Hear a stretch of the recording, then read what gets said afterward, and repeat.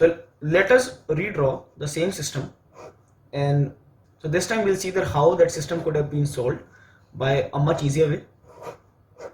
But I would again advise that if you didn't understand the concept part, don't move on to this part, watch the concept part again, because then only this will be very helpful. So let us say the system was something like this. This was M1, M2 and M3. Now I wanted to find a relation between x1, x2 and x3, which I know that I can differentiate and get a relation between accelerations a1, a2 and e3. So what we do is, first of all, we assume some dations. Let's say this is t1, this is t1, and let's say that this is some t2, t2. Now as we have already started that because this pulley is massless, t1 should be equal to 2t2. So now what we'll do is, we'll use a principle from a further chapter, which is the work energy, which says that net work done by, we'll understand this statement in just a second. So net work done by an internal force on a system is 0. Net work done by an internal force on a system is 0. So first of all, what is work and what is internal force? So for now, you can just remember that if there is any force which is displacing a body by some distance d, then we say that there is something called work which has been done. How we define work is we simply take dot products of F and d. So for example, let's say that there is a body of mass m and there is a person who is applying a force F, and this mass m is moving by some distance d. So if I ask you that what exactly is the work done by this person who is applying the force F, you will say that the work done is equal to F dot d, but as we know that F and d are in same direction, that becomes Fd. Okay, so this is work done. Obviously we could also draw for this case. Now let us say that this is m and this is the force applied, and let's say due to some mechanism it is moving in this direction. So in this case, what is the work done by this force? You can directly write that work done is F dot d, and in this case, because the angle, the cos is 180 degree, it will become minus Ft. Okay, so this is what you can just remember right now for work. Now regarding the internal force, so what exactly is internal force? So there are two kind of forces that generally acts on a system. One is the internal force and one is the external force.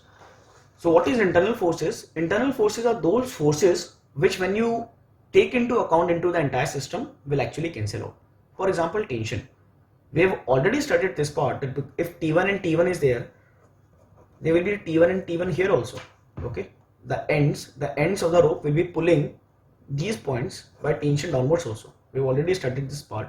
Similarly, as there are masses, there will be a T2 here also, T2 here also. So if you will see what is the net tension force on the system, you will see that this T1 and T1 will cancel out, this T1 T1 cancel out, these will cancel out, and these will cancel out. So ultimately we have no tension in the entire system. So these are the kind of forces that we call internal forces. Now let us suppose that we have a block of mass m and a man is applying some force on it. Now if I consider my system limited to this mass m, I can say that there exists a force F on this system. We know that all the forces are equal and opposite in nature, but this force F and this force F will also be there on the men. But if I consider my system to be this mass m only, I can say that there exists an external force on the system of mass m. Okay, so these are what we call external force. So you can say that tension is an internal force, and that's why we will use the statement that we have just now stated, that net work done by the internal force on a system is 0. So now what we'll do is, in the similar case that we have taken, in this case only, so in this case we will try to apply the principle that the net work done by the internal forces is 0. So let me redraw the system again. So let's say this was m1, this was some m2, this was some m3. So let us first write the tension. This is T1 T1, this was T2, this was T2. I know that T1 should be equal to 2T2. Now what I'll do is I'll assume the directions of the motion for m1, m2 and m3. So let us say that this m1 is moving by some distance x1 upwards. Let's say that this m2 is moving by some distance x2 upwards. And let's say that this m3 is moving by some distance x3 downwards. Now what you can write is, you need to do the net work done by internal forces on the system is 0. So you have to first of all see all the mass body, all the bodies which have some mass, so that we can write the work done equation. So we see three masses. So for mass m1, I can write t1 is upwards and x1 is also upwards. So plus t1 into x1. Then I can say for mass m2, t2 is upwards and x2 is also upwards. So this becomes plus t2 into x2. t2 is the force and x2 is the displacement. And then for m3, I can say the tension is a pulling force, so it is still upwards, but the motion is downwards. So I can write minus t2 into x3 equal to 0. So you can directly say that t1 x1 in place of t2, now you can write t1 by 2 plus t1 by 2 x2 minus t1 by 2 x3 equal to 0. So you can write 2x1 is equal to, or 2x1 plus x2 equal to x3. And this is similar to, this is exactly same as the relation that we have got earlier. So you could apply this principle to any system.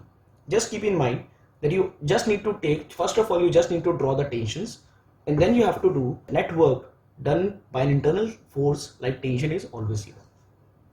So you just need to identify all the mass points and then simply write the work done for all those masses.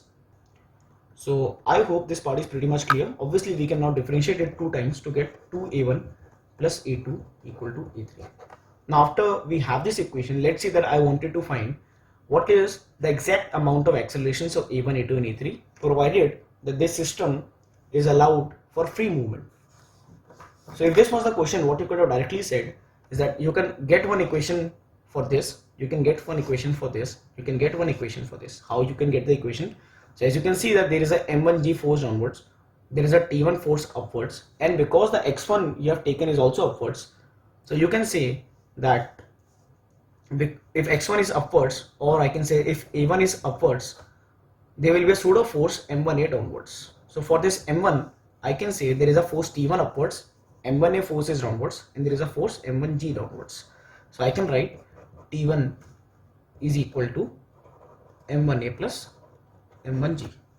Similarly, I can write equation for masses m2, and I can also write equations for mass m3, and in this way I'll have 3 equations. So we'll be solving some problems where I'll be providing the full solutions. So we'll have 3 equations and we'll be using this.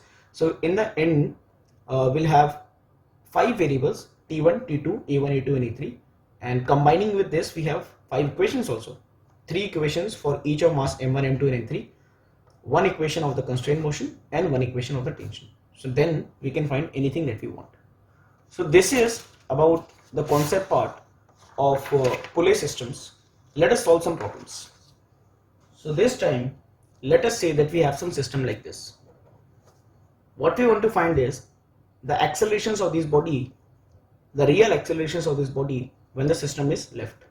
How will we do it? Let us assume there is some tension T. So let us assume there is some tension T.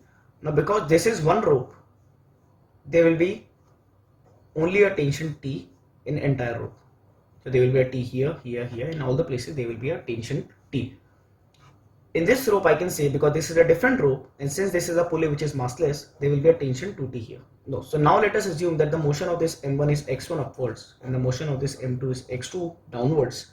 So I can directly say that plus T into x1 minus 2T into x2 should be equal to 0. This is minus because 2T and x2 are in opposite directions. So I can get x1 is equal to 2x2, which I can differentiate 2 times to get a1 is equal to 2a2. So this is the constraint relation that I have. Now let us write the equation of motion for m1. Because the x1 was assumed to be upwards, or we can say the acceleration was assumed to be upwards, there is a downward pseudo force of m1a on this body. So for m1 we can draw the FBD in the vertical direction, as there is a tension upwards, there is a mass of m1g which is the weight force, and there is another force which is the pseudo force of m1 into a1. So we can write the equation that T is equal to m1 a1 plus m1g. For m2, similarly we can say that because a2 was downwards, there is a pseudo force of m2 a2 upwards. So we can draw the FBD that there is a 2T force of tension. Then we have M2 A2 as an upward force, and finally we have another force of M2G. So these are the final forces that we have. You can write the equation that net upward force has to be equal to net downward force. So 2T plus M2 A2 is equal to M2G. For A1 and A2, you can use this relation, and then you will have only two variables T and A to eliminate. So that's how you can get tension and acceleration for this system. Just keep a note of this point. Again, I'm saying that the direction of these accelerations A1 and A2 are same as the direction of this x1 and x2. So I think now we have a very good idea of how to solve any pulley system. So let us try to solve one more problem. So now let us talk about this problem. So we are given a situation, we are given there is a block A of mass m and there is a block B of mass 3m, and then we are applying an external force F on it. So what we need to find is what is the acceleration A1 and A2 of these blocks. So at the first glance the system looks a bit complicated, but what we can do is we can develop the constant relations and then we can simply apply the equations of the free body diagram equations. So let us try to find the constant relation first. I would really advise you to pause the video and try this problem yourself. So let us say that there is some tension in the rope. We can see that this is a single rope. So let's say the tension is T. Now because there is a tension T and T here, I can say that there is a tension 2T and there is a tension 2T here. For this part, I can say this is a single rope that we have taken. So this is T, and because this is T, this will become 2T, and similarly this will also become 2T. So ultimately, the net tension on 3m is T plus 2T plus 2T, which is 5T, and on block of mass m, the net tension is 2T plus 2T. That let us say that the motion of A was x1 in right direction, and the motion of B was x2 in let's say this is also in right direction. I don't know if this is correct or not, but you don't need to worry about these because the equations will be setting these way only. So we can directly say that because the net tension, the total tension was 4T, the net work done is 4T into x1. 2T and x1 are in same direction, and for this part you can say that because tension, net 5T tension was in this direction and x2 is assumed in this direction, so these are negative and this has to be 0. So you will get that 4x1 is equal to 5x2, or differentiating it 2 times, 4a1 is equal to 5a2. So this is the equation that you will get. Now you can simply draw the FBDs and write the equations. So for mass m, we can say that there is a net force of 4T here, and let us say that it is accelerating in the right side. As we have assumed the x1 to be in right side, acceleration has to be assumed to be in right side. So there will be a pseudo force of ma1 in the backward direction. So we can write that ma1 should be equal to 4T. Similarly, for mass of 3m, we can draw the FBD. We can say that it has a force F on right side. On left side, it has net tension of 5T. And because for this also x2 was assumed in this direction, or the a2 was assumed in this direction, there will be a force of 3m into a2 in left direction. The net force will be 3m into a2 leftwards. So you can write equation for this also, that F is equal to 5T plus 3m a2. Now combining all the three relations, you can very easily get a1, a2 and tension also, if that is required. So that was not asked. So you have three equations and we have three variables only. So you can try getting a1 and a2. So I'm mentioning the answers. So for A, you should get that acceleration of A, the body A, should come out to be 20F by 73, and acceleration of B body should come out to be 16F by 73. So you can try this problem yourself and get the answers.